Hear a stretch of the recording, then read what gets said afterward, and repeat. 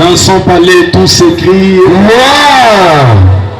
Gloire au Seigneur. Nous prenons nos Bibles, nous allons lire Genèse au chapitre 13.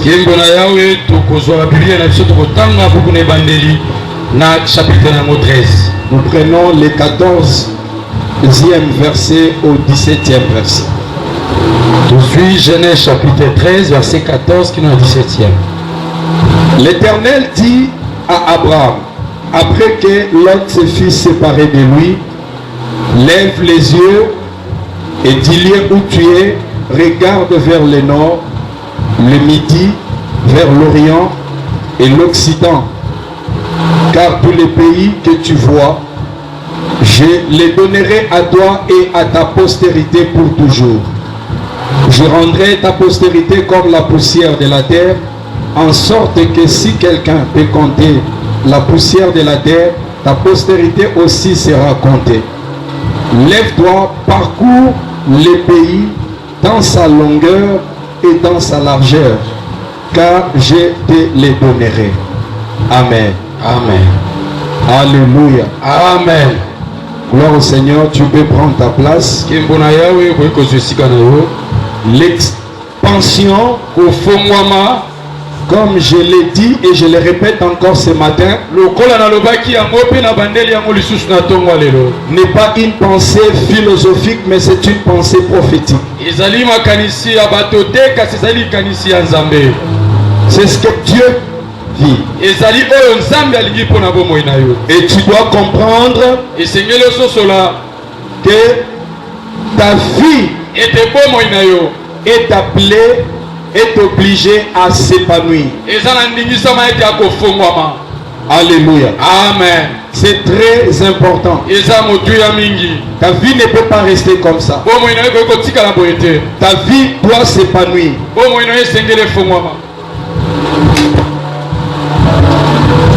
Amen. Amen. Alléluia. Amen. Ésaïe chapitre 54. Ésaïe chapitre 54. Nous allons faire cette lecture. Il nous est dit ceci. Ésaïe 54. Ésaïe 54. C'est là où nous tirons notre pensée prophétique. Verset 2, élargis l'espace de ta tente.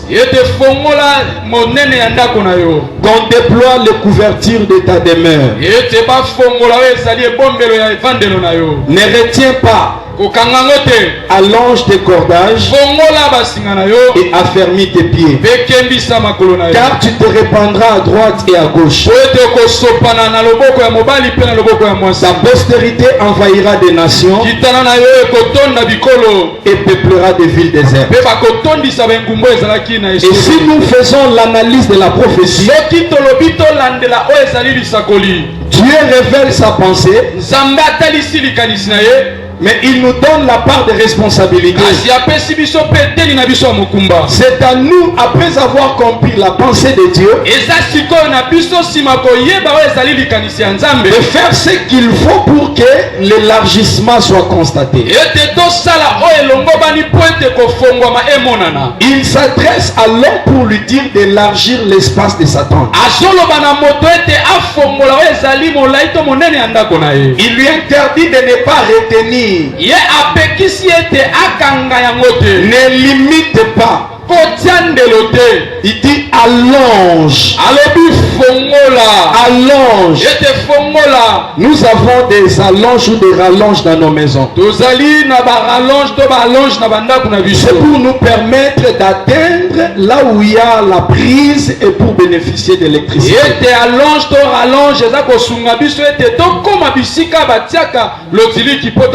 Dieu dit ne retiens pas ton expansion, mais allonge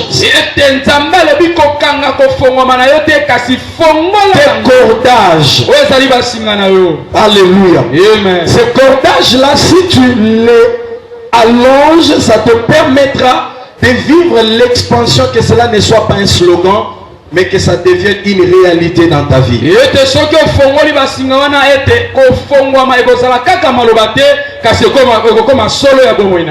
il dit affermis tes pieds. Tu dois être fort. Tu ne dois pas être faible. Tu ne dois pas être un pleureuse. Quelqu'un qui se lamente à tout moment. Qui cherche des boucs émissaires. C'est à cause de tel que moi je suis. C'est à cause de tel que... Non. Tu dois être ferme, fort, équilibré. Alléluia. Amen. Alléluia. Amen. Parce que le pleur ne te donnera rien dans le royaume de Dieu. L'inquiétude ne poussera jamais Dieu un jour à faire quelque chose pour toi. Il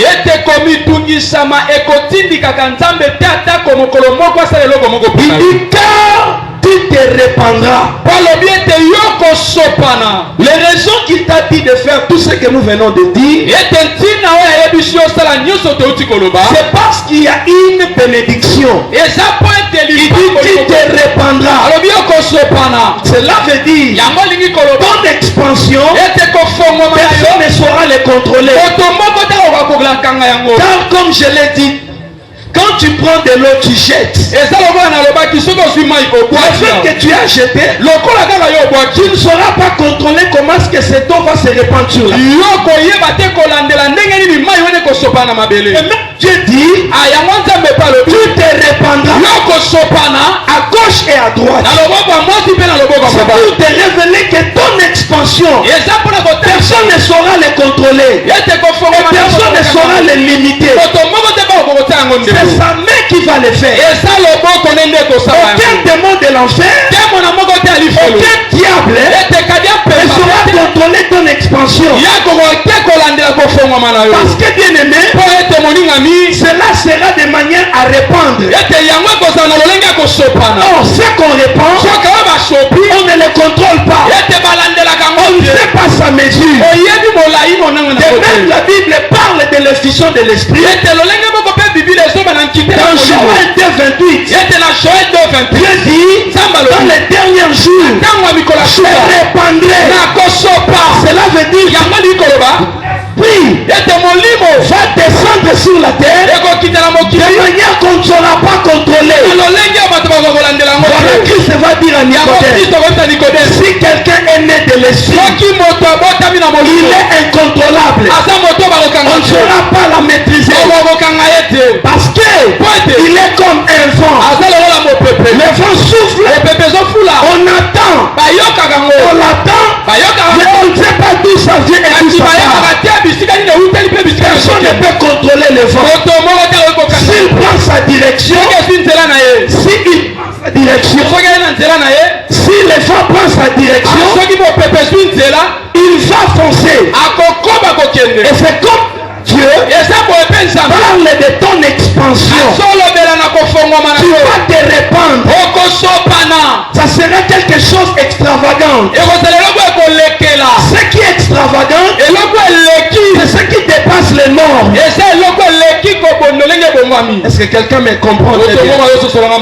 Ton expansion dépassera les normes. D'autres gens diront non, il est sorti hors du commun. Alléluia. Amen. Parce que en termes de se répandre, il dit car tu te répandras à gauche, tu te répandras à droite, ta postérité, ça veut dire ce qui sortira de toi envahira des nations. Ça veut dire qu'il n'y aura pas quelques coins sur la terre où il manque ce qui sort de toi.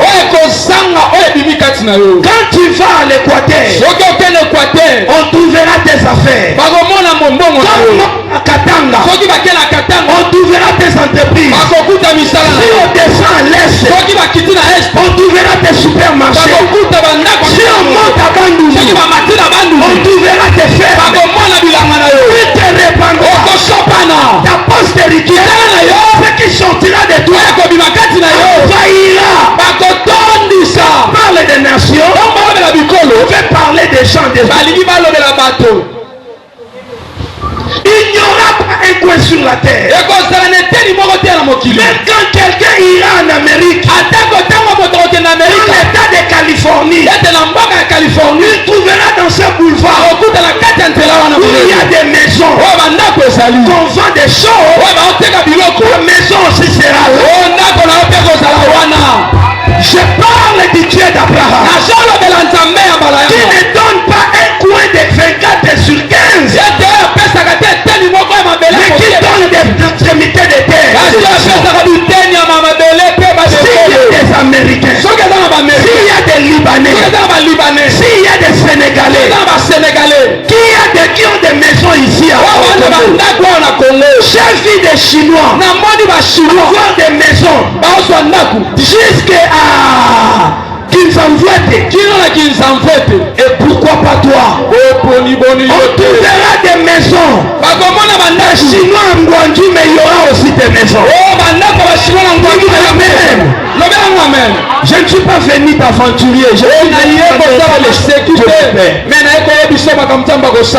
cela est impossible à toi. Mais cela est impossible à Dieu. Le Dieu qui a pris la vie dans la bouche.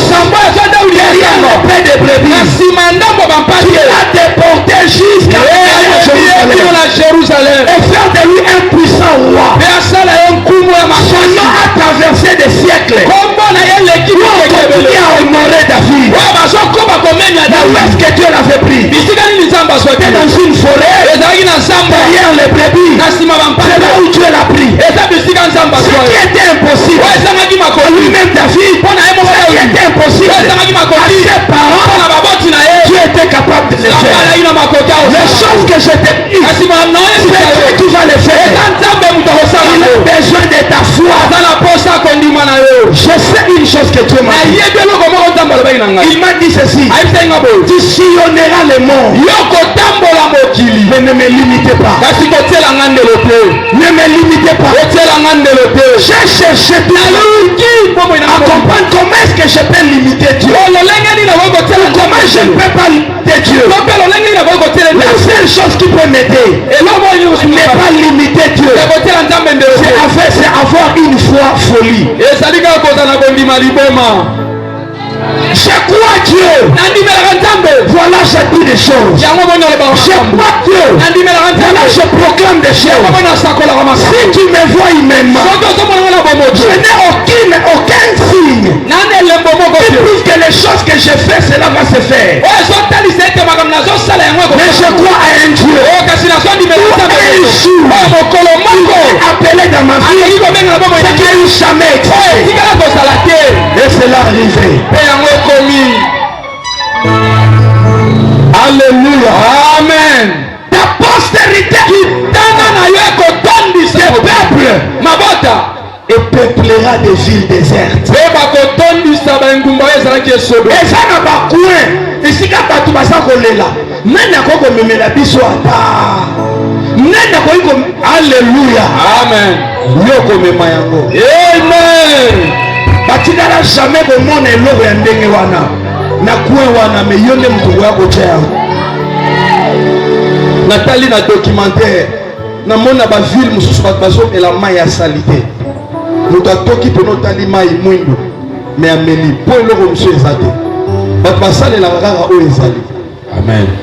Mais un Américain qui est sorti de loin pour venir ici dans un coin reculé de l'Afrique pour la recelle à bango forage ayena ba machine à poser yango et timoli et bandi ko extraire mai na se peso bimana otali mai pembe depuis que mboka na ezala. Alléluia. Amen. Tu as mboka na batikala ko mela mai ya ndenge wana te de ba meli yango kaka pour que un couple a résolu de faire du bien. Ils ont expérimenté ce que la Bible a dit. Les villes désertes. Tu peupleras des villes désertes. Pas avec les hommes seulement, mais avec des choses qui sortiront de toi. Avec des choses que tu entreprendras. Alléluia. Amen. Nous avions depuis la semaine commencé à parler sur l'expansion. Oh, Dieu nous a beaucoup bénis. Alléluia. Amen. Si tu veux être à la page, prépare-toi pour procurer des CD. Ah, tu as un CD à $5. Amen. Au boy, au vandi. Alléluia. Amen. Tout ça déjà, on va mater et belé. De toute façon, on va tirer là, on a CD. $5. Tout ça, on a image pour ma caméra avec ça. Amen. Sur le ligue, on a carte. L'idée à mon $5. 3 et ça, 15. Alléluia. Amen. Bache comme ça, on a téléphone ozoyoka. Si on remonte à Kibandi, il faut changer mentalité. Amen. Amen. L'expansion a des principes. Quand tu as parlé à Isaac, parce qu'il voulait fuir pour aller en Égypte, parce que là où il habitait, il y avait la crise. Il y avait la crise alimentaire. Parce que la Bible parle de la famine. Alors pendant que tout le monde partait en Égypte, Isaac aussi a résolu d'aller là-bas. Il va chercher la face de Dieu. Il va lui dire, toi tu ne descends pas là-bas. Tu restes là où je te montrerai. Et il va rester à Guérard. Il va insister dans la recherche de la face de Dieu.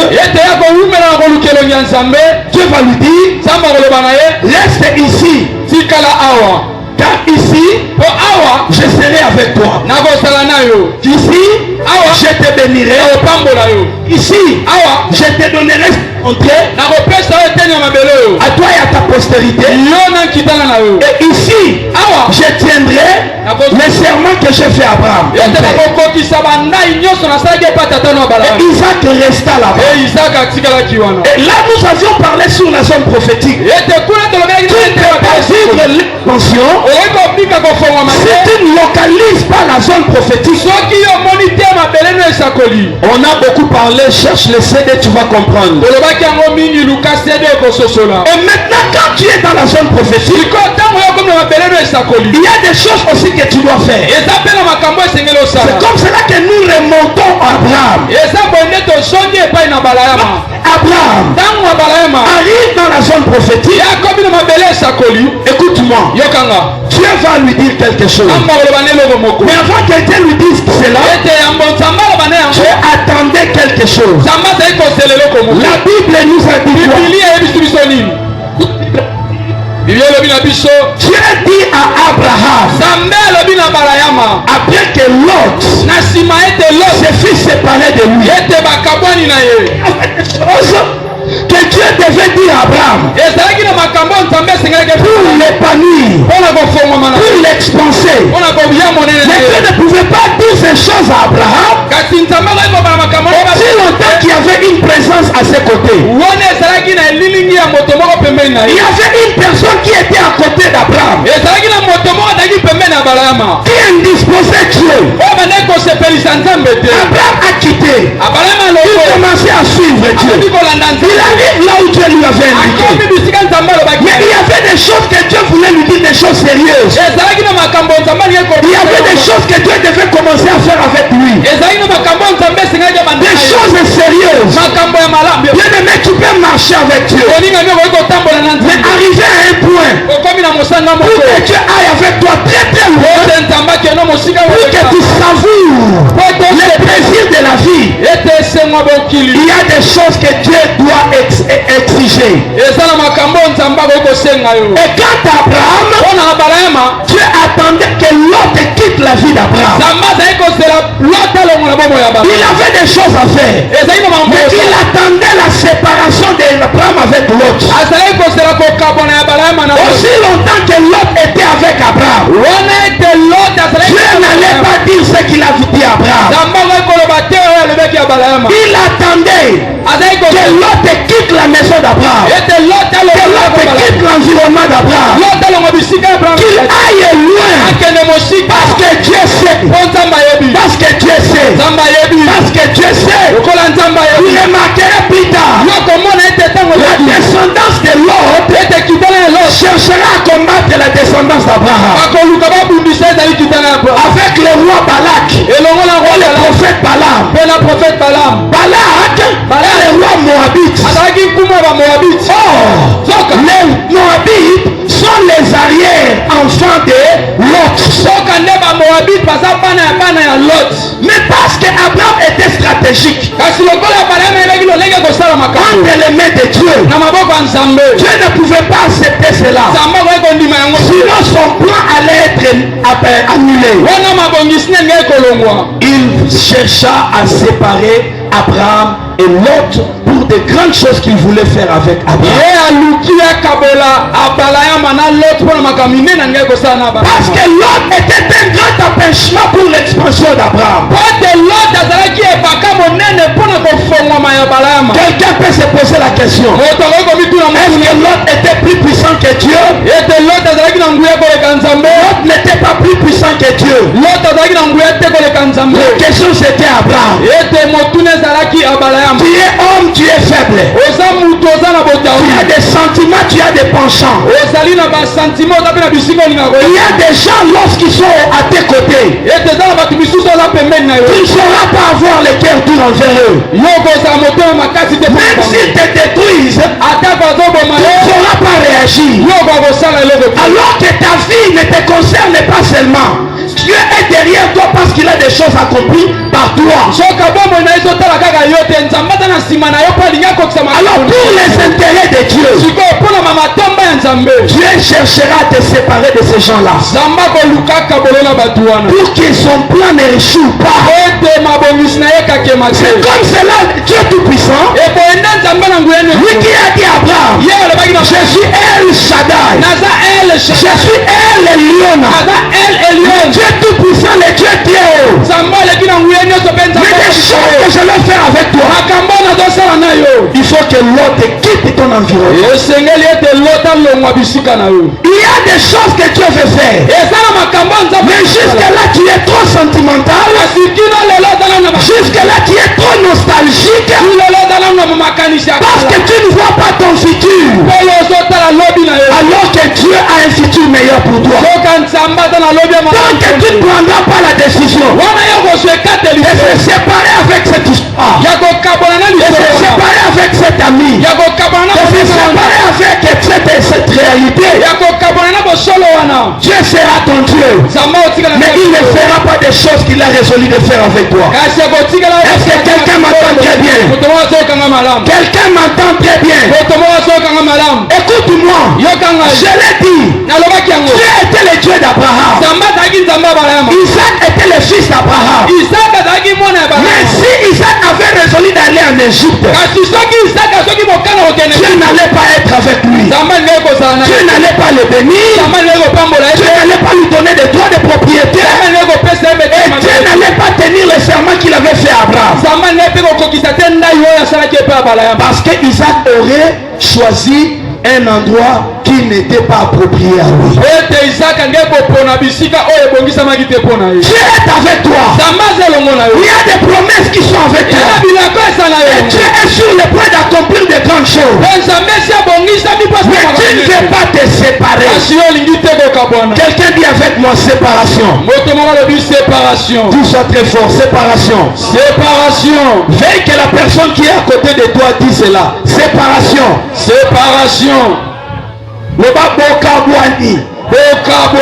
J'entends les Kinois dit Bosué Pesibo Bokabwani. Et c'est dans ma cam. Ce qui nous a mis à l'India Salanayo. Ce qui Bokabwani yeta Kosalate. Osa Yanzambe. Maintenant dans ma cambo, ce que je suis décision Bokabwana Yangote. Et ça n'a pas tout. Ce que je suis décision Bokabwana Bangote. Nzamba Zanzambe Nayo. Mais ma cambo liko Salanayo à Kosalate. Est-ce que nous trouvons ça au Kangamala? Est-ce que nous trouvons ça au Kangamala? Amen. Nzambe aleki, batona baleki Nzambe na nguyate me yonde osa faible. liboso ya bato wana yango soki nzambe asaleli yo te mosusu koumela te to bakobebisa eloko nzambe asali nini abandi na yo pendant ke yango nano ekoli te nano oyoka te moto abandi kaka kozwa boye akufi. Alléluia. Amen. Promotion emati kaka boye ba akufi parce que lipamboli na ye ememele bitumba mpe bato baza kobundisa eza kaka bato baza nzinga na ye. Yango nzambe akashaka des fois lobi na biso mpo bato batala yo mpamba me nzoka nde yo nde nzambe akosala makambo. Eza une manière ya koprotéger yo. Qu'est-ce que signifie Lot? Lot fait une voile. La présence de Lot était un voile. Abraham ne pouvait pas voir grand. Oh, quand nous parlons de la voix, nous voulons parler de la vision. Quand nous parlons de la vision, nous voulons dire de l'imagination et la pensée. Il y a des gens, il y a des choses.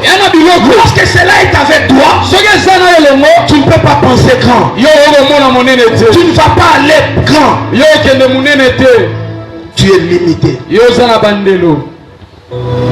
Tu peux fournir tous les efforts. Mais c'est cette réalité. Cette personne-là représente pour toi une menace spirituelle et physique. C'est comme cela. Pour que Salomon règne 40 ans. Les jours où David l'intronisait comme roi à sa place, il a donné conseil au général. Il dit, tu vois telle personne, c'est mon général d'armée. Mais tant qu'il est vivant, ton règne ne sera pas en paix. Et tu ne risques pas de vivre longtemps. Mais tu dois sauter les premiers. Il faut les tuer avant. Et parce que Salomon avait obéi aux instructions de son père. Alors dites, mais comment nous doit tambolina yo banda bomwana ti okomi koko a soutenir yo na bokonzi okoko lo bananga na bomae azalaki na makasi akosala nga mabe te mais yo ozanga te. Alléluia.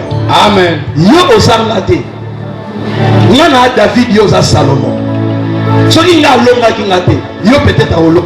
Amen. Alléluia. Amen. Jézabel est un esprit. Jézabel a cherché la tête du prophète Élie. Elle n'a pas eu. Mais l'esprit de Jézabel continue à circuler pour chercher l'esprit d'Élie. Et quand Jean-Baptiste est venu, on dit qu'il était venu avec l'esprit d'Élie. Alors l'esprit de Jézabel est venu. Azenga qui était Bakata mutu ya Jean-Baptiste. Amen. Monguna na yo akolimbisa bana na yo te. Amen. Soki arate yo akozwa bana na yo. Amen. Est-ce que tout le monde est malade? Amen. Ne sois pas naïf. Ne sois pas sentimental. Ne sois pas nostalgique et émotionnel. Tu n'as pas l'amour plus que Dieu. Tu ne maîtrises pas le paramètre de la vie plus que Dieu. Tu dois écouter ton Dieu et l'obéir. Après que l'autre fut séparé d'Abraham, toi tu penses que tu vois bien, tu ne vois pas bien. Les choses auxquelles Dieu veut que tu te sépares de cela t'aveugle. Tu penses que tu raisonnes bien, tu ne raisonnes pas bien. Tu as des raisonnements des fois envoûtés qui ne tapent pas juste pour que ta vie avance. Parce qu'il y a une présence des choses étrangères dans ta vie. Et Dieu ne t'a pas encore dit des choses qu'il faut pour que le monde qui te connaissent s'étonnent de ce que Dieu peut faire avec toi. Dieu attend que tu te sépares. Prends la décision ce matin de se séparer de tout comportement, de toute mauvaise vie. Prends la décision ce matin de se séparer de toute personne que tu sens que Dieu n'est pas d'accord. Peu importe que la personne soit qui dans ta vie.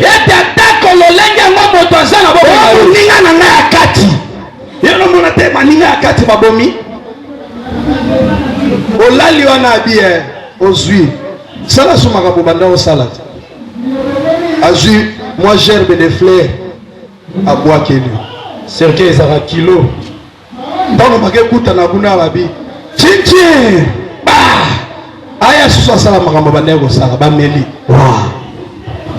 mais tu as été sentimental. Alléluia. Amen. Alléluia. Amen. Ozofungola mateo osakoyoka malamu. Amen. Tu dois te séparer de toute personne, de toute mauvaise vie que Dieu ne veut pas de toi. Tu dois te séparer de tout comportement.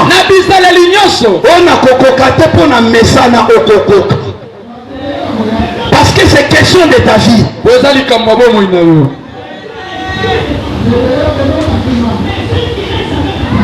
Alléluia. Amen. Elengi a libéré moi na muke kaka nde ayebi yango. Mais malgré ça biso nyonso tozalaka bana tokabwana na. Eza bongo te. Bongo. Tant tokabwana ngo tokufa. Basa ila so la stratégie ba chelo ti ya butu mai tout ça. Ti ya prosaline. Osani. Mutu kutu être cher na yo ko kufa. Lelo le linde to kufa. Après 3 mois, après 1 année, après 5 ans au Bosani. C'est comme normal. Et ça la raté. Et bon kaka ya kokabwana kaka namu. Ya kotika kaka likamoko yo sala kana vie. Pour que nzambe asala makambo okamwisa mokili. Non bien aimé, le bon sala ndoki na vie na yo moko. Est-ce que quelqu'un me suit très bien?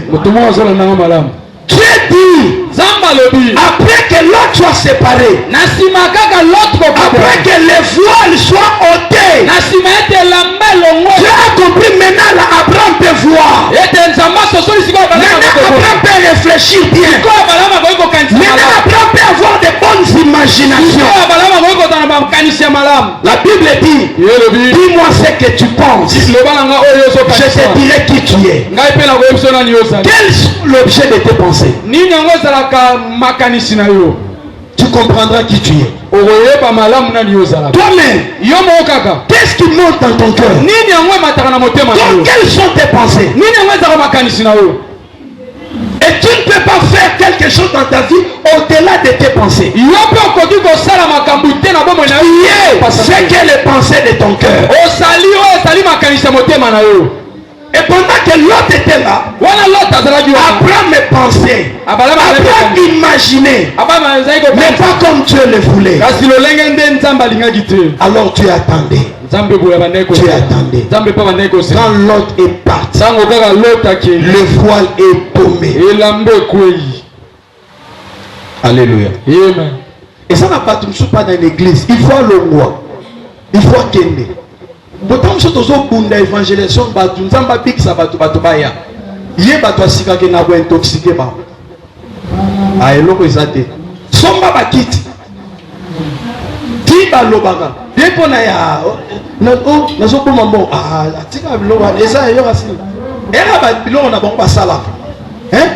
Nzamba lobi yo lobi eza makamna bango ba jeune na bango basala. Ba stratégie basala. Alléluia. Et une personne comme ça Azan a venu tellement mortel, une influence négative. Ce qu'on a pétio mi parler, il fait simbayo. Au kamati sel nyo somone saini. Ekiti. Foi nyo so salaki nango elali. Otoba on église bazali. Bino boso kunda nzamba fungola makambo. Yazo kunda makambo salani. Ekufa. So muto aboy. Il doit partir. Et c'est là qu'il est.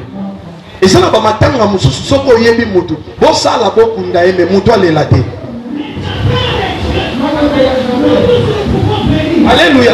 Amen. Dans la consacration de Nzambe te. Absalom a Luka botola David bokonzi. Nzamba bomaye na zamba. Ba généraux na balobi bima lata bien bima l'accent na peuple goza nous a laissé pour ennemi na yo akufi lelo. Matange kozala te. Wana bazo ba mwana ya nani? David. Puis le but David azaki ne loka kosala te. Alati bien na bakon na ba roi kala. Tele misiko bazo c'est la roi abima. Parce que moto ya zoki bokonzi na ye. Nzambe ya David asali nini abomi. Mais David na sentiment na lobi bokende boboma batu nyonso bazandinga. Mais moi na bo simbate. Est-ce que bato nde bakana ki balongolo na bokonzi? Eza moi. Tu es passé par ces hommes, ces hommes. Zamba leki na nzela bato wana. Abeta e mopanga na libumu michoponyo se sopani. Akufi. Lisolo ane saini esili. David fallait abima.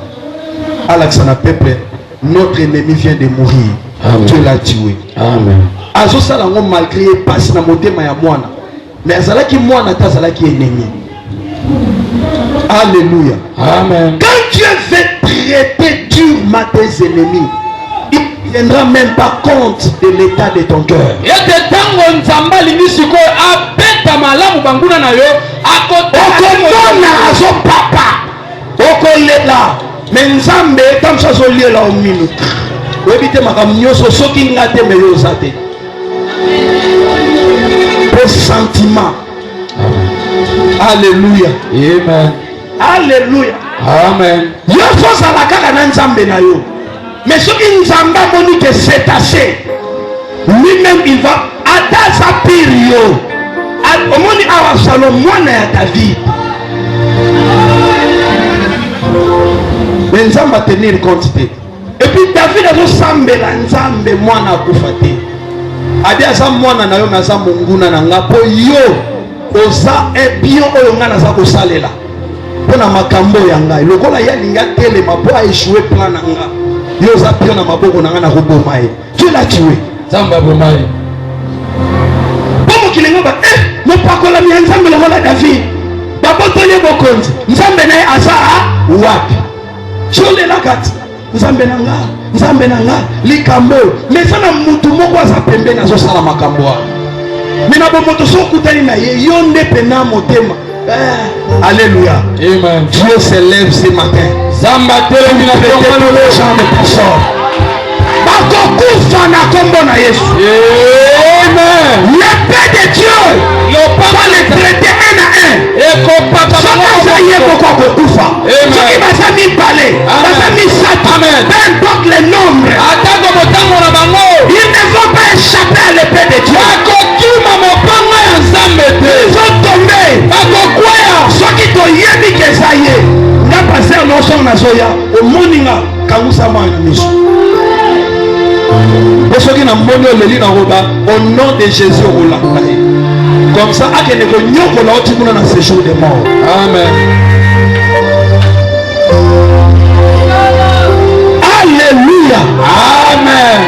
Dieu dira à Abraham, il dit lève les yeux. Parce que tes yeux étaient endormis. L'on te faisait dormir ta vision. Mais Dieu te parlait de la vision. Lève les yeux. Dieu aussi lève. Cela veut dire quoi? C'est que la chose était assise. C'est que la chose était endormie. Dieu lui dit lève les yeux et regarde au nord, au sud, à l'est, à l'ouest. Tout ce que tu vois là, je te le donne à ta postérité. Avant que l'autre ne part, je ne dis pas ça à Abraham. Parce qu'Abraham avait une vision écourtée. Abraham n'avait la vision que de la maison. Alors que Dieu voulait parler des extrémités de terre. Il dit réveille-toi. Lève la vision. Et commence à voir. De là où tu es, je commencerai avec toi. De là où tu es, jusqu'à là où tu vois. C'est comme cela, bien-aimé. C'est que ton esprit voit. Dieu te le donnera. C'est que ton esprit voit. Dieu te le donnera. C'est que tu imagines. Tu le posséderas. Dieu ne te donnera pas ce que tu ne vois pas.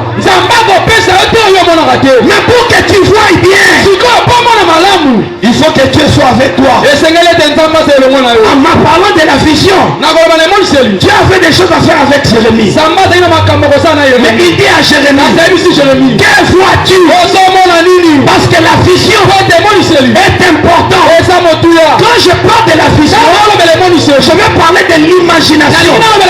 Je vais parler de la pensée. Je vais parler des projets. Quels sont les projets de ton cœur? Comment tu penses, comment tu imagines? Alléluia. Amen.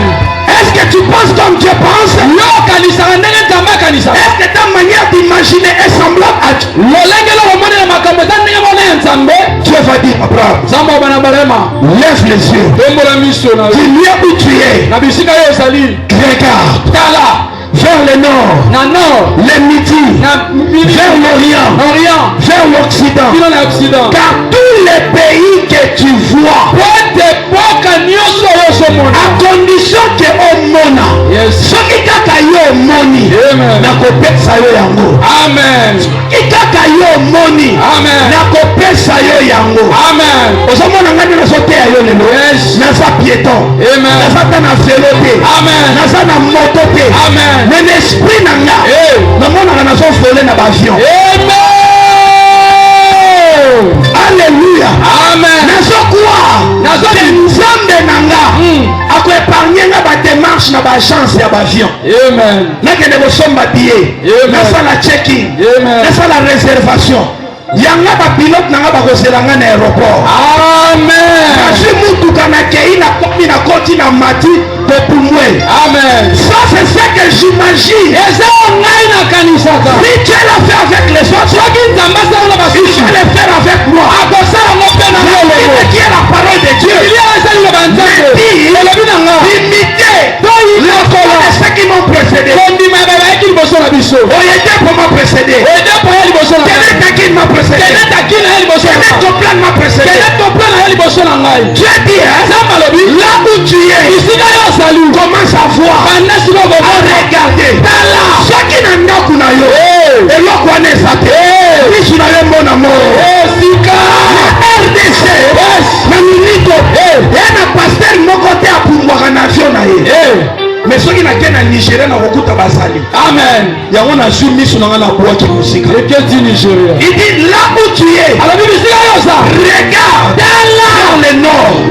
Ceux qui n'ont pas le nord. Direction na bamboka combien d'années? Tu ne manqueras pas de référence.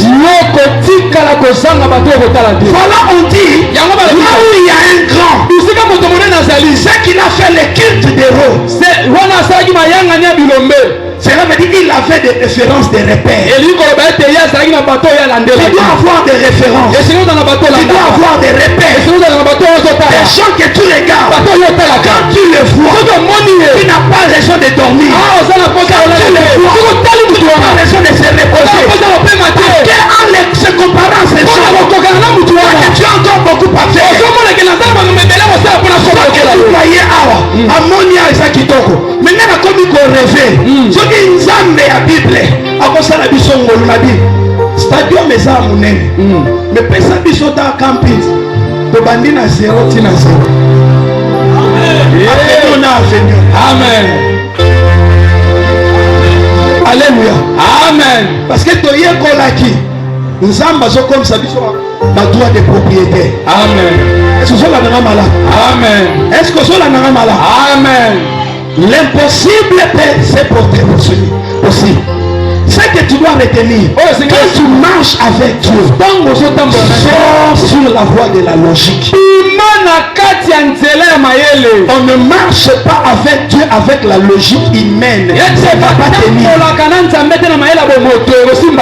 Enlève ta logique. Tu ne marcheras pas avec Dieu. Sans te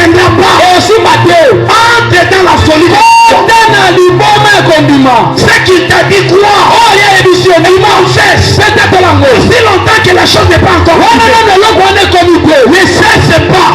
Que la Bible nous dit, retenons fermement la profession de notre espérance.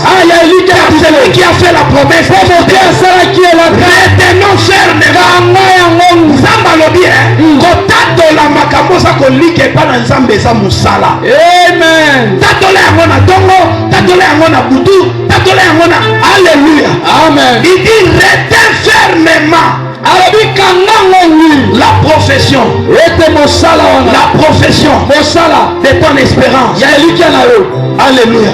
Amen. On va changer nzambe te atikali na coutume na ye. Abengaka batu oyo bango bazali te.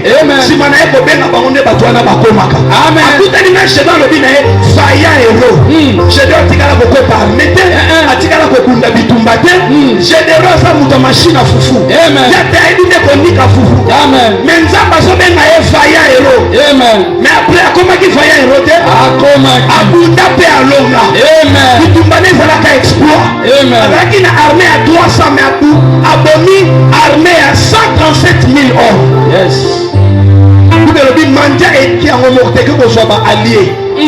C'était un peuple innombrable, fier de la terre. Il y a 300 peuples aussi ici. Et pas dans le oiseau qui est ingratinu à sa terre. Alléluia. Amen. Quand tu marches avec Dieu, crois simplement la parole. Il a dit sur ta parole, je jetterai le filet. L'impossible était fait. Tu dois croire seulement à Dieu. Et lorsque tu crois, l'Esprit de Dieu, Esaïe 34:16, il consulte le livre de l'Éternel. Consulte le livre de l'Éternel. La consultation est un terme médical. Le médecin te consulte. Il cherche à te pénétrer pour localiser là où il y a la maladie. C'est ça qui va prescrire les médicaments. La Bible dit que nous puissions pénétrer les Écritures. Parce que c'est le livre de l'Éternel. Lisez. Aucun d'eux ne fera défaut. Mille ne manqueront à s'accomplir. Car c'est la bouche de l'Éternel qui l'a dit. Son esprit ensemblera tout ce que sa bouche a dit.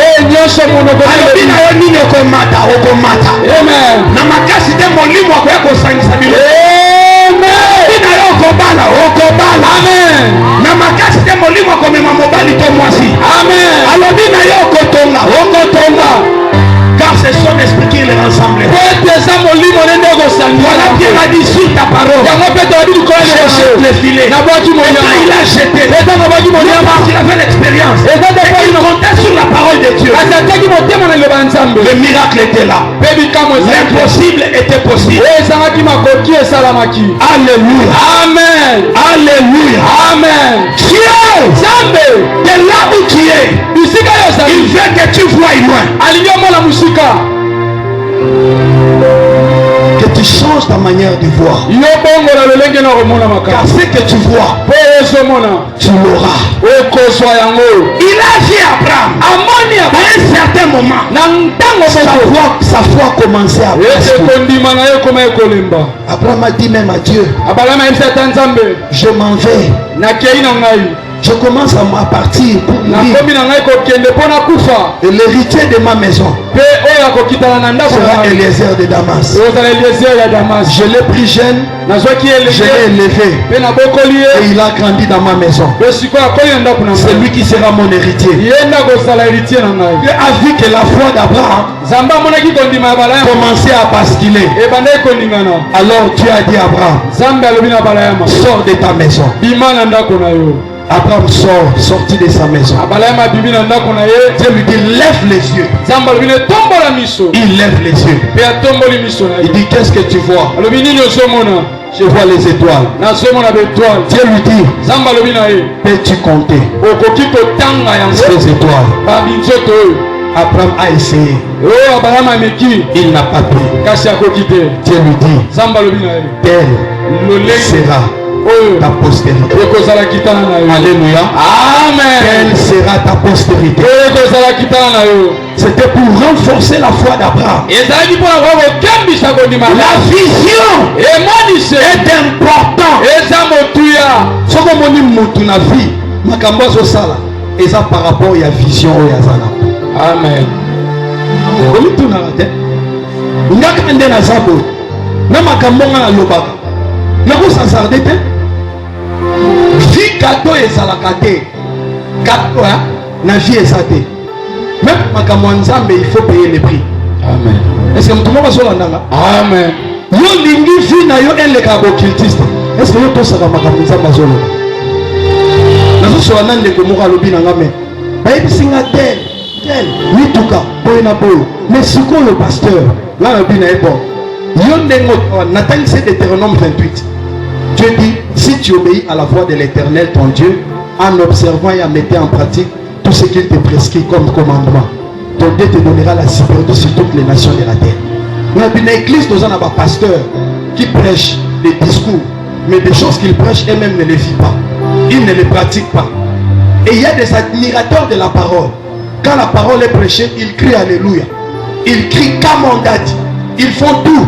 Mais quand ils rentrent à la maison, ils ne pratiquent aucun de tous ceux qui sont écoutés. Tu veux que ces gens-là voient la main de Dieu? Pendant qu'un occultiste, il va dire au Rosala un mois de 0h à 5h au Gola, la Tozota la Sanza à Rosala. Yo lingi na vie ya olekae.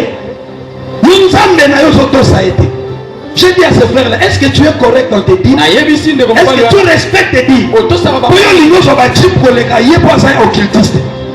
Est-ce que tu es correctement? Je l'avoue, je ne sais pas si mais il y a un peu de temps. Si vous avez un peu de temps, il y a un Satan, peut-être pas mais yo, au moment où il va décider la vie de Rokosamate, il va prendre un Rokufat. Il y a un grand Dieu à l'église, mais il n'y a pas de gens obéissants. Des gens qui prennent Dieu comme leur pasteur. Aussi, nous avons le Rolanda. Nous avons alléluia. Amen. N'importe où nous avons moi dans les années. Si vous avez un Nzambe, le Rolanda. Nous avons des libosotes. Soit Nzambe, makamona sa rote ya yo. Amen. Nzambe a changer ngai. Amen. Est-ce que cela nanga? Amen. Si vous bien notamment yaka aw. Parce que bon bakenda kuna ils respectent leur gourou. Et ils mettent même leur gourou dans de bonnes conditions. Azozo taba l'extrême, azozo taba ngona ba gourou na bango il roule carrosse. On mi connaît du Prado TXL. Bako so un numéro ya likolo ba pesi gourou. Parce que ba ebi ke ba poste tozo linga to kota et ça route na force spirituelle o makambo tozo so a. Est-ce que vous le faites à l'église? Ah, bon, ça va en église.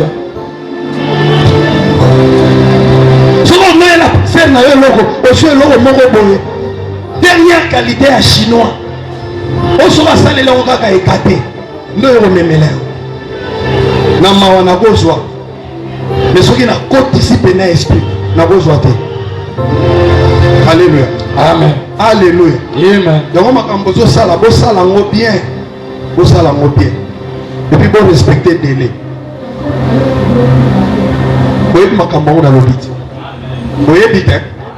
L'expansion, bien aimé, ça dépend de la vision.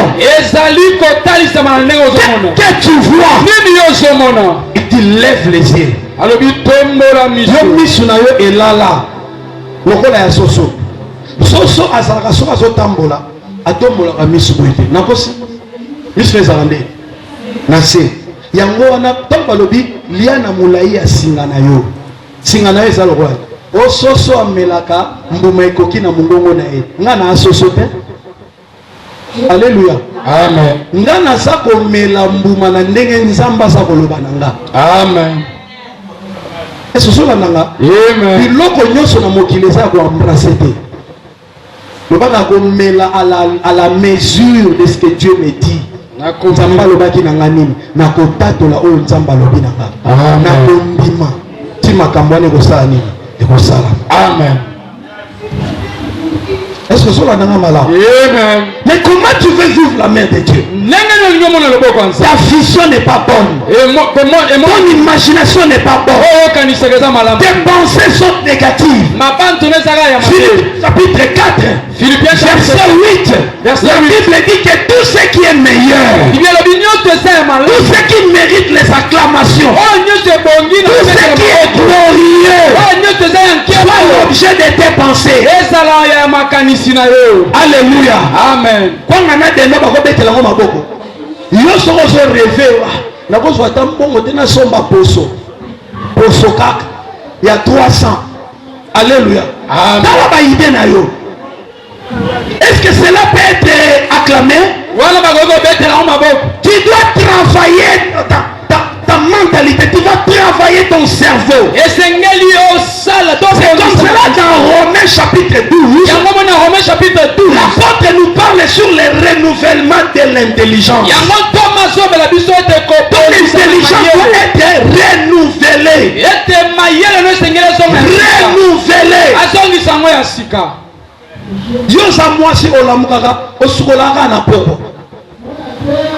Alléluia. Amen. Na pourquoi no sukoli otie la main na o repasaki otie na nzoto oyo poster quelque part. Et ça va vie na mona na yolo a. O mona na moibo bango nyoso ba salite. Na ba garçon na ba fille. Parce na ba air négligé. Tu vas pas trouver une fille comme ça. Moi si mon roboye bien vêtue, na tongo déjà là bien parfumée. C'est mon tsunga na ya. Azaka liboso porte ndako na bango. Azane ka na porte. C'est ça que mon liboso porte ndako na bango. Liputa moko boye lemba, elamba moko boye ndengona kaka. Azo c'est la pourquoi. Na na édition que ba opportunité ya la kaka. Oh, amen. Alléluia. Amen. Ça c'est notre culture et ça esprit et na yolo. Mais ce qui n'a pas mon fleuri na ba ma campagne na ba pigeon. Na ba gombe kuna okuta des filles le matin à côté na douche à sukoli à jouer même ceux qui nous colonne yende mutako lamba azo lamba bien talon na ye bien soin à jouer parfait à senini à jouer avant maintenant mais c'est fois sukola le micro pour un système moi casque moi musique azo lamba donc azo solo on le binae tout ça la boy azo ka parfait talon prêt à faire tout ce qui est bon.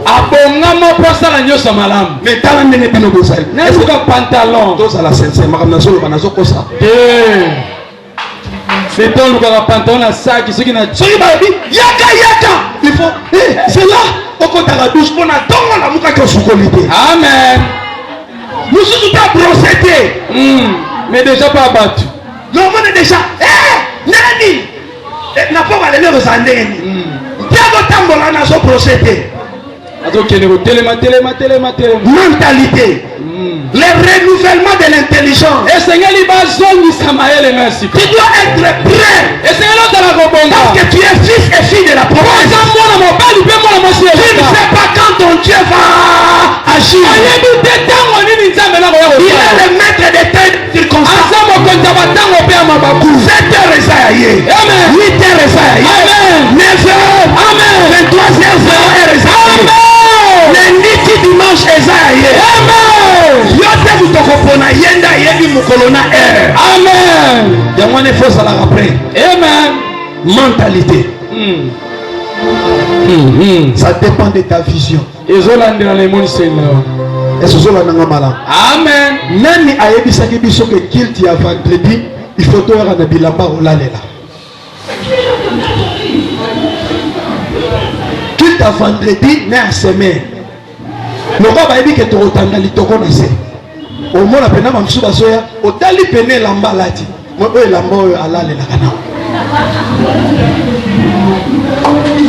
Alléluia. Amen. Basa oya. Nazo boya makambo wana. Amen. Nene trokota mabonde biloko nyonso na efesila. Amen. Alléluia. Amen. Kitu nyonso soya ya nzambe. Coiffe-toi bien. Parfume-toi bien. Bien. Sois propre. Parce que mutu moko boye azana carence à kolata. Soka monio kozaka bien vêtu. Na mona koya ke église. Mais ye mutu azaka alela kayo nengo lataka. Mais est-ce qu'on a pas mame na yewana amona la prière ezetina te. Obi aroya lo sambo pour comprendre que non. Yoko tumto leli olekiye. Ya via kayo. Amen. Non tout va le sambo c'est important. Amen. Aroya. Aroya o sambe. Donc boy oya ka église ana bilamba olalela. Est-ce que c'est au Kangamala? Amen. Si vous avez un bilamba olalela, nzambe asa awa amona yo. Amen. Koya na bilamba olalela te. À tel point que ceux qui va bina yo, na mona moko na esprit azo bimazo ya na bilamba olalela. Téléphone ele lingr, azongi a changé bilamba. Alléluia. Alati mususu. Bosala rangote. Nana so ebisa oke koya epa na nzambe. Nde faut la négliger. So oke epa ya bato o sala le lokte. Amen. So ki nzamba simbiete. Nde ko boma nzoto. Tu n'honores pas ton Dieu. Yozo même ya nzambe na yote. Nene mo pene ko so yawa. Oye otiki 10 000 francs na ndaku, ozwi 500 francs yango ye nango po ko chama bonza. Po na ndaku okoyamba bato. Bato wana tango bakoya balie bameli. Après baseni asongi. Mais niveau zolinga kokoma okoyande pa ya nani ya nzambe po pesa yo. Mais tango yo ko pesa ye mabonza oyeli 500 francs. Bato obomel bango 20 000 francs pour sepelisa bango. Tu penses que comme ça Dieu va t'élever? Dieu va te donner des millions. Ça ne se passe pas comme ça. Parce que dans ta vie, Dieu est arrière. Dieu est en arrière et c'est les hommes qui sont en devant.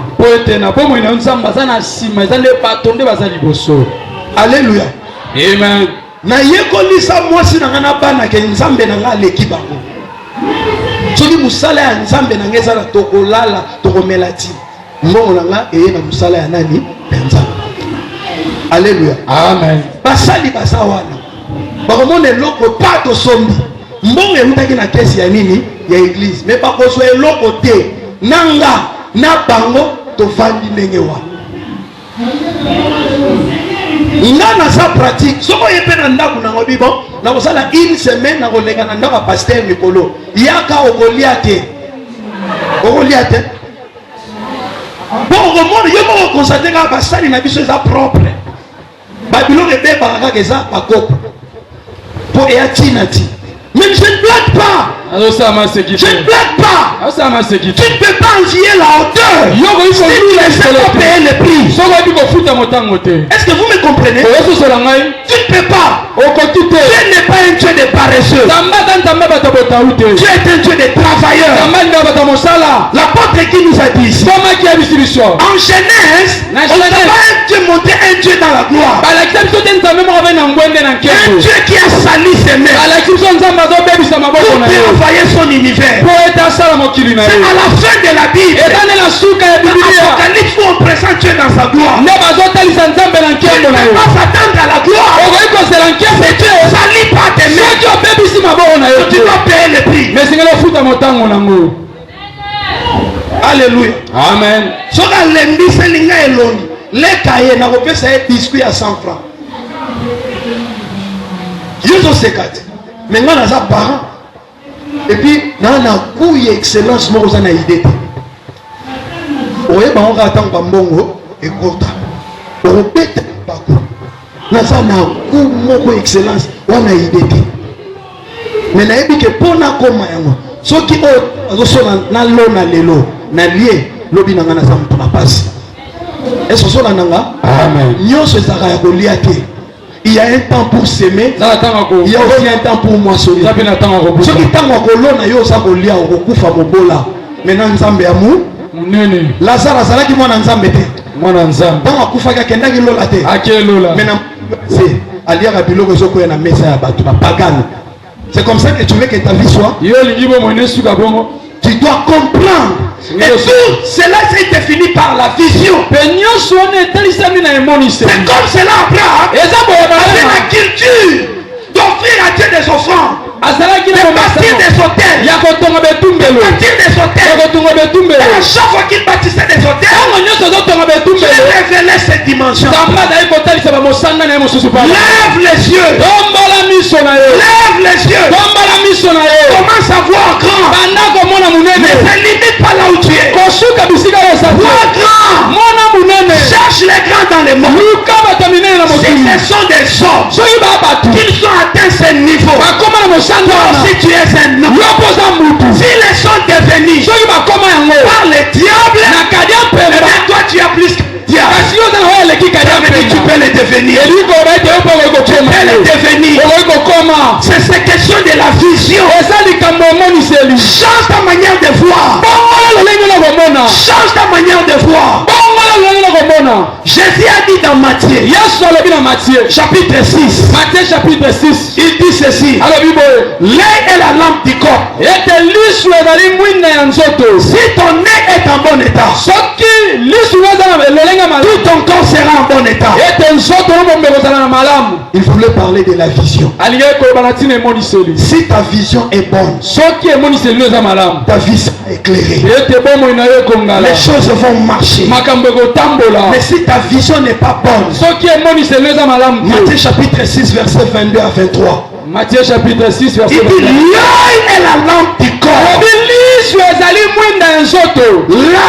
L'expansion de ta vie dépend de la qualité de ta vision, de la perspicacité de ta vision. L'aigle, il voit loin, au moins 8000 kilomètres, je pense comme ça. Non, il voit 8 fois plus que l'homme. 8 fois plus que moto. Est-ce que on dit que ce que matin antenne ya communication on dit que mon antenne à braza. Amen. Alléluia. Aigle a monaka et c'est que vision à moto suki. Aigle a kendaka bongo 8 fois. 8 fois. Et sur base de sa manière de voir, qu'il fait ce mouvement. Dans le corbeau à son monde est l'oroté. Hirondelle à son monde est l'oroté. Pétier à son monde est l'oroté. Moineau à son monde est l'oroté. Mais aigle a moni déjà et l'eau. Tout ça on a qui ça. Mais il y a son monde dans lac Tanganyika. Mbisi moko ya munene azo ça la bâche pemeni abinisa mutu likolo ya nini ya mai. C'est quand on yo so mona aigle ao au moni na ba genre moko boy batiti moko moni mais oh ça théâtre tonnerre. Alléluia. Yo so mona makambo ye azo mona te yango na église to saka uniformité. Amen. Uniforme kene na classe awa na église mutu na ndenge na ye. Amen. O moni ndenge nzamba zo te ya biso boy mutu na mutu nzamba zo pesa compréhension par rapport au salela olo. Amen. Si tu suis celui qui est à tes côtés, tu vas échouer. Tu vas taper à côté. Awa lipasa na yo azate. Amen. Lipasa na yo sa liloba o nzamba sa kote ayo. Amen. Ate yo po okokana na liloba o ya sa kote ayo. Amen. Oya sa pembe na za lipasa na ote. Amen. Comportement na ye, attitude na ye, agissement na ye, réaction na ye ekokana na oya yo. Entendement na bino eza ndenge moko te. Amen. Bible dit c'est semeur allait semer, la semence tombée. Mais là où la semence tombée ne donnait pas les mêmes résultats.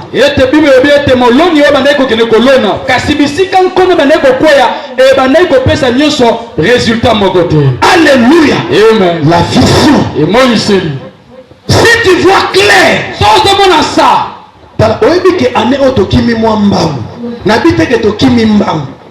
pour mon culte na biso ba et puis libanda na biso za polele autosage na le lote même ça biso awa 500 10 décembre ils sont to compter toi combien na bibi pour ba ko pesa biso nombre.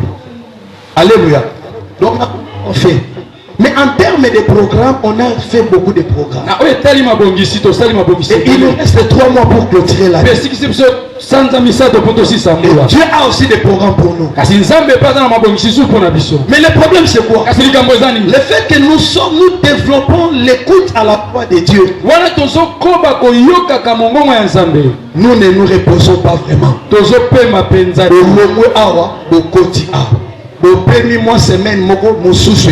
Alléluia. Amen. Alléluia. Amen. Parce que nous te comité. Alléluia. Amen. Na molimo en terme ya makambo belé to komina noté. Mais au moins vision na biso e bandi ko monama, liso na biso bandi ko mona malamu. Bien aimé, soko bandi komona bien même ndako na yo ekozala changer. Amen. Est-ce que cela n'a pas mal? Amen. Dans Apocalypse chapitre 3 verset 18 17 à 18 nous avons bazoloba ozomi kumisa koza mozwi oza malamu omonaka mawana yo po yebiteke oza mobola oza motakala pe oza aveugle somba epai na ngai wolo oyo emekami na moto bilamba pe colure batia na miso na po miso na esala nini efongwama po omona. Tu vois, il te faut la colure. La colure c'est la parole de Dieu. Dieu a dit ma parole est comme du miel.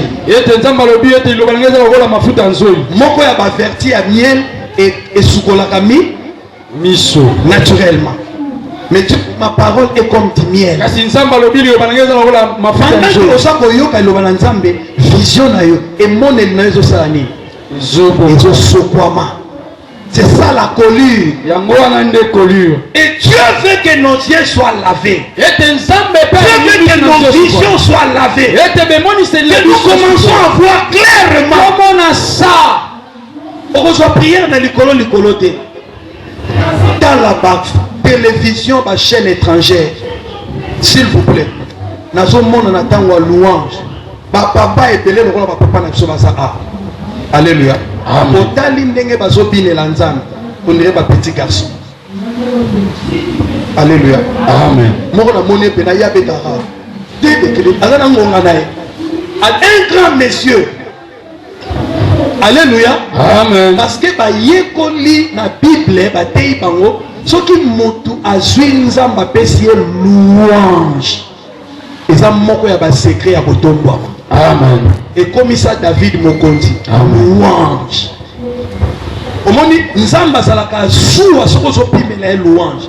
Akanga libumu ya mwasi moko. Mwasi ya liboso David abala zaki mwana ya roi Saïd. Tanga moni mobile na zo bina. Abitia o mokonzi nini. Charisme sate. Mokonzi mazo sopa boy. David alobi na ye na kobina lisusu makasi. Ponzamba apesinga bokonza botoli tata na yo. Apesinga yango. Na kobina lisusu pona ye liboso ya pepe. Po yeba ke yende mutazo tombola ngana mitema ya bato oyo. Amen. Alléluia. Amen. Mais nzambe pesa eka dans la Bible mwana mwasi na tia kufa tikala robota te. Alingaki apekisa mobali na ye apesa nzambe louange. Mais à l'église, combien nous savons l'importance de la louange? Mon ange loué nzambe wana charisme. Alléluia. Amen. Et là, quoi nase? Bima awa costume na yo, pantalon, soki jupe na yo, soki robe, et beba ki polal. Soki bolingi te, botie moquette église mobile. Alléluia. Amen. Soki zate adoration fukama. Et celui là la nase. Oyoki bena ke tanama otan. Ben nzambazo c'est là maboko likolo te. C'est là ola la nase. Motali elamba. Bling bling. Bien aimé. Amen. Dieu est réel. Zambala solo. Tu dois changer ta manière de voir. Awa elekinda kwanganga. Amen. Alléluia. Amen. Omoni ngane na sa. Na leki guru ya maikari. Amen. Wana telemia na bandi pena ekaba mebro saka hiro saka yeta. Alléluia. Okomona enge loko ya hoyoka biso tona nzoloko ya nzambe banabo mwana. Amen.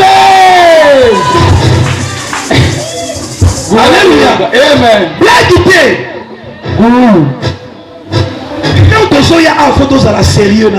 Amen. Nous devons changer notre manière de voir. Oh, La vision change quand quelqu'un croit réellement. Abraham a crié Dieu. Voilà, sa manière de voir avait changé. Il se sépara de sa manière de voir de sa famille pour commencer à voir selon l'enseignement qui était lui donné. Dans sa famille, on sacrifiait des humains. Et quand il commençait à marcher avec lui, Dieu lui a appris notre manière de sacrifier. Ta vision détermine la mesure de ton expansion. Sépare-toi des voies. Sépare-toi de l'autre. De ce qui t'empêche. Dieu a des informations à te donner pour que tu ailles plus loin. Dieu veut que tu te répands. Yes.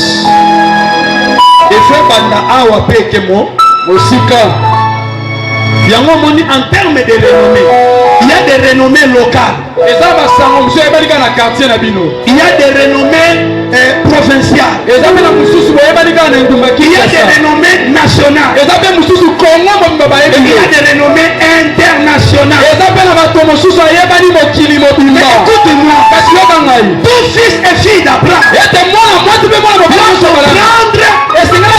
la ceinture de sa grandeur et de son élévation, c'est toute la terre.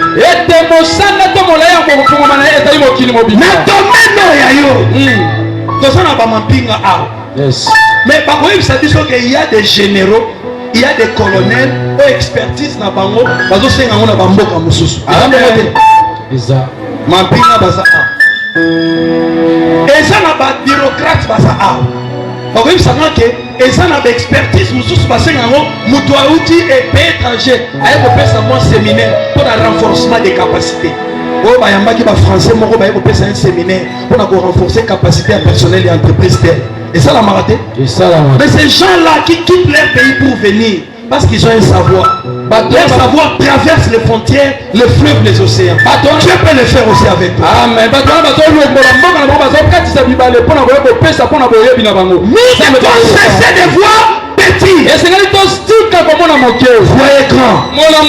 Dieu va faire avec toi à la manière dont tu vois. Il doit veiller à ce que tu vois clairement. Prends la parole. Crois la parole. Prends la décision de pratiquer la parole. Ta vision va changer. Et ta manière de faire va changer. Et tu vas atteindre le standard de Dieu pour toi. Nazomona yo kofungwa. Amen. Nazomona yo kokende liboso. Amen. Jina yo eza kosepati. Amen. Baoyo basuka na nzela eza nyongo yo te. Amen. Nalobi yo kosuka na nzela te. Amen. Isika okoni eza suka na yo te. Amen. Me nzela na yo eza molai. Amen. Tika nzambe Abraham ya Isaka. Na kombo na Yesu Kristo ya Nazareth. Amema yo likolo. Amen. Amema yo likolo. Amen. Afongola yo mosika. Amen. Étendre ma limite na yo. Amen. Afongoma na nord, na sud, na est, na ouest. Amen. Soki ondimi leba 3 fois amen. Amen. Amen. Amen. Yesu maboro.